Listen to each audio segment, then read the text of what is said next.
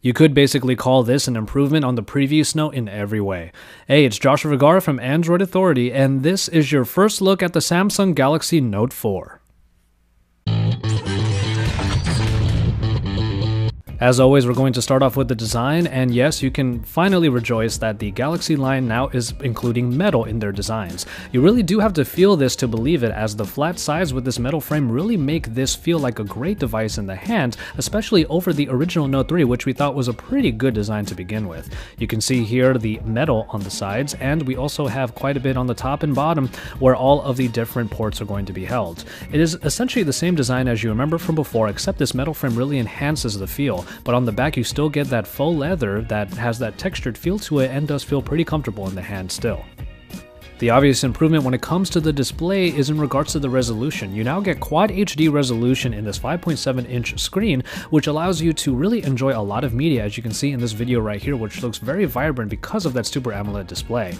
And on top of all of that, you also get a pixel density of over 500 pixels per inch, which makes for a great experience when it comes to text. In the short time we've already had to play with the Galaxy Note 4, we really enjoyed what we were seeing when it came to this display.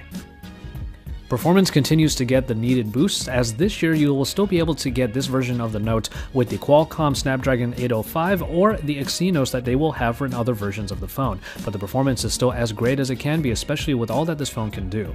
Speaking of the hardware, we do get an extra microphone on this phone this time, with 2 on the bottom and 1 on the top, as you're seeing right now. What this allows is for selective recording, where you will be able to put the phone down and it will be able to detect the voices and sounds of 8 different directions in order for you to turn off or turn on various voices. You can see the extra mic here right now, but also we have that USB port on the bottom, and we do have something to say about the fast charging that Samsung has apparently introduced here.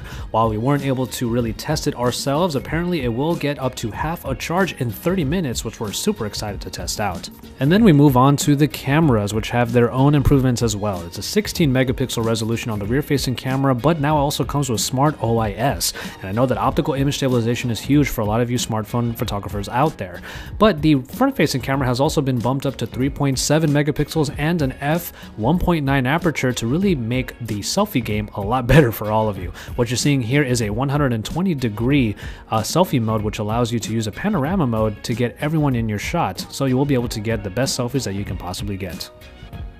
And finally, in software, we will obviously do a focus on the S Pen in a little bit, but we did want to say that TouchWiz continues to do its improvements despite looking pretty much the way that we would expect it to. But multitasking has been given a big focus here, as the recent app screen right here has been enhanced now to be able to allow you activation of multi-window straight from it. As you can see here, I'm activating these 2 different applications, Gallery and Facebook, but I'm also being able to create a floating Facebook here on the fly just by holding the dot in the middle.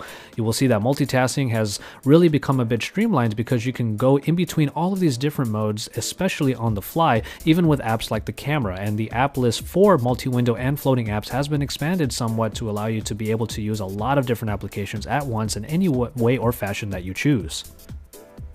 But of course, it wouldn't be a Note device without the S Pen, and as far as the actual pen itself goes, it has been given a bit of a thinner profile, but also some texture on it, but it's largely the same pen that you remember from the Note 3 with some added functionality.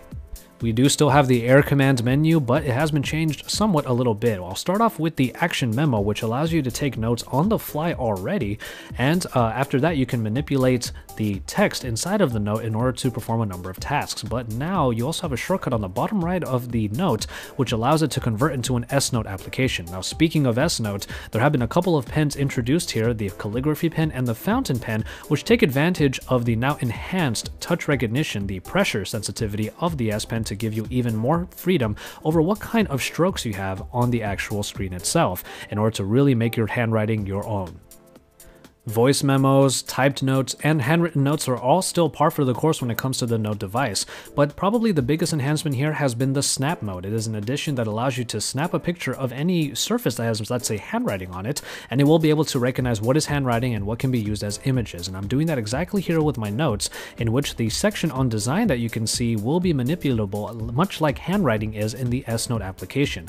I will be able to select the entire block by holding the button down with the S Pen and then dragging down down much like you would with a mouse, and then from there I'll be able to take all that information and paste it somewhere else. It is also editable in the way that you are able to edit handwriting in that I can erase the writing and add more to it. That selection that you saw already with the handwriting also applies to other places as well. You can use the S Pen like a mouse, and you will be able to select a lot of different elements at once by holding down that button and dragging.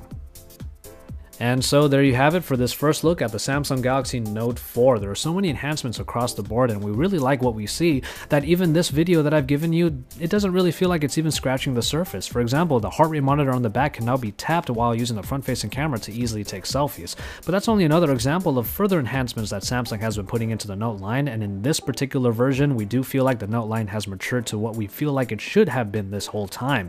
The metal frame around allows it to have a very great feel in the hand. The software enhancements, especially with multitasking, really give it an even better feel, and of course the S Pen is a better companion even now for all of you who love to handwrite notes and to be able to jot anything down on the fly.